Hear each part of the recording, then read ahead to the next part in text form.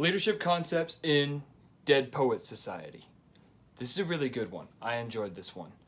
Um, so the real thing is, and this is what qualifies someone to be a leader. And this is Max Weber's three different ways that you could be a leader. Traditionally, is your king, prince, king. Legal rational is the people have decided that this is who the leader is going to be, and because of the law, because of logic, this is the person that is in charge. Charisma, people view you as a leader. And in Dead Poet Society, this new character comes in, Robin Williams, and he changes these people's views on how they think. This character, he really operates in a new way. He's a high school teacher at this preparatory school, and he operates in a new way. And from the beginning, the way he stimulates these kids intellectually, it's an all boys school. Everything's always done by the book. It's very different. So he has them walk out of the classroom. He's got them ripping out pages that he doesn't agree with. Right off the bat, there's something that is different, that challenges their intellectual stimulation. It makes them think in new ways, and that's a step towards charisma. Now, because he has this job, he is legal rational, that side of it. He is very much qualified to be the leader, and the boys are going to listen to him because of that. But are they really going to learn from him because of that? It's the charisma. It's the fact that he goes one-on-one. He has that. Well, he has inspirational appeal. He's pushing them to be everything that they can be.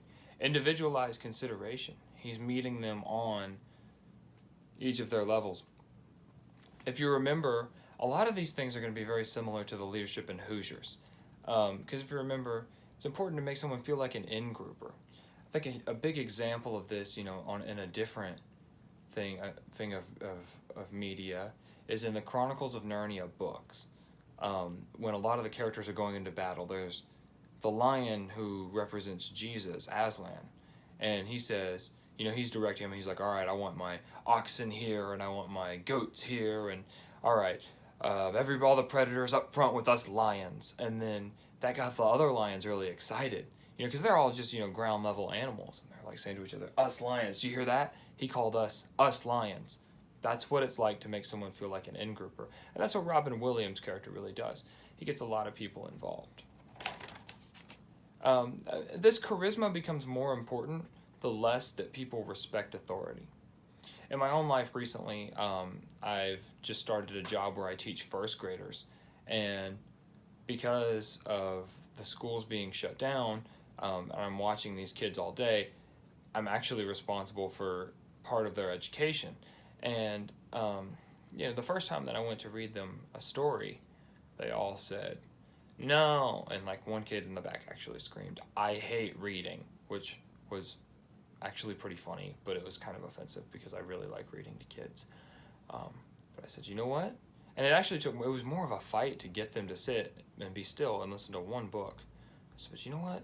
You guys may not like reading, but I'm Mr. David. Y'all have never heard a book read by me. And the next day I was like, you guys ready for a story? And they were like, no. I said, but you guys loved this story yesterday. And they did. They're like, yeah. This went on for a few days, and today I almost didn't have the strength to fight this battle. But, every time I read this story, I chose to be very charismatic. I chose to challenge the way they think about things. I would ask them questions about the book. I would get every kid involved. I'd be very loud with, there was a book that was kind of a different take on the Three Little Pigs, and the big bad wolf got his own voice, and the little pigs got their own characters, and I wanted to really pull them into this. And because of that charisma, and because legal rational, I have the authority. I get paid to be the boss of them. They know that I'm the boss of them. But when you're 7 years old and it's way past nap time, you don't care. So what I needed was that charismatic leadership. And today, I almost didn't want to fight that battle. And they were having their snack, and one of the kids goes, "Mr. David, are you going to read us a story today?" I said, "Do you guys want a story?" And the whole class goes, "Yeah!" And they brought me book after book, and I ended up reading 4 books to them, back to back. And they were just thrilled that I was reading to them. And I think that's one of those teachable moments that you're like, yes, like I got through. And, you know, that was just a really great moment. You know, I think that has to do with idiosyncrasy credits too. If you guys, if you remember, you know, from Hoosiers again, you know, the coach has to build up his idiosyncrasy credits. They have to see him win games to know that he will win more games. You know, because I had that legal rational authority to say, sit down, shut up, we're reading a book on day 1, they you know, they had to listen. If I had not had the charisma to read that book well, by today they wouldn't have had it at all. They would not have been involved with that. But I started storing up idiosyncrasy credits. Book after book that I read to those kids, I started realizing, man, you know, they're getting excited. We were reading some No David, and they thought that was funny because I'm David. We were reading some Chicka Chicka Boom Boom, and they were really into it. It's just such a good feeling to be like, I got through to them.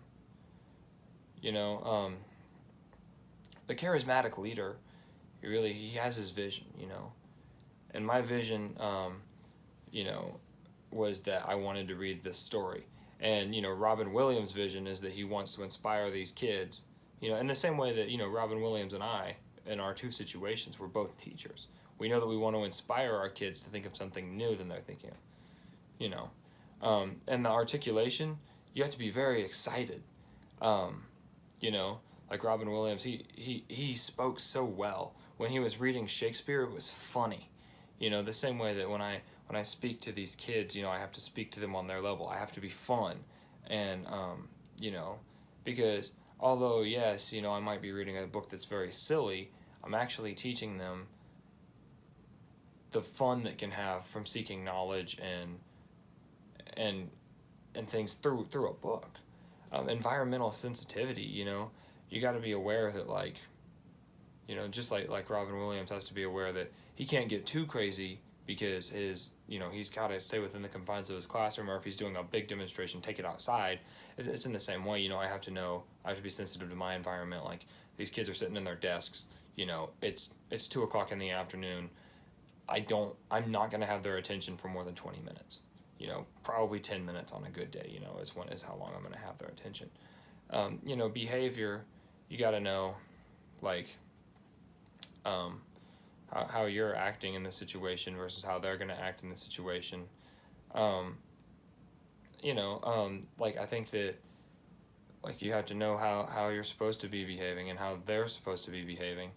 You know, that's something that you deal with more with the younger kids. And kind of how they react to it, in the same way that, like, Robin Williams' character has to deal with how his students react to what he's saying. You know, personal risk. Anytime that you're a teacher, you risk getting your feelings hurt, I think. Or at least when you're a good teacher. Because, you know, myself and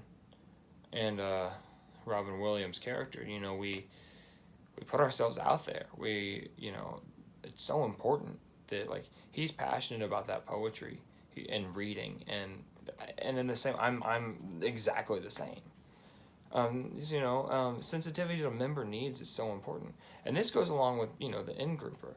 You know, I got to make sure that all my kids, you know, have gone to the bathroom, had a snack, you know, feel listened to. That way, when I get all 10 of them sitting in their desks, you know, we're good to go. You got to be sensitive to your member needs, and in the same way, I really like, you know, it goes with the in-grouper thing, you know. In Dead Poet Society, Robin Williams had a few kids that he was watching, that he knew, like, what they needed, and he was there for them. And I think that that's how you really take it to the next level as a leader. You know, he had them from from the get-go. Like he had each individual kid, and he knew what they needed, and he taught to them on their individual levels. And at the very end, when they make their famous "Oh Captain, my Captain" stand, the kids that were standing on the desks were the ones that he really reached on their individual levels. Yeah, Dead Poet Society. I am just realizing as I record this how crazy it is that I watched this movie today, because I had that all happen to me today, and I just started talking about it, and it was so similar. Wow, that's kind of, man. I'm sure you get it, Patterson, because you're a teacher. I called my mom today. She's a teacher. I was just like, man, I got through to him. Yeah.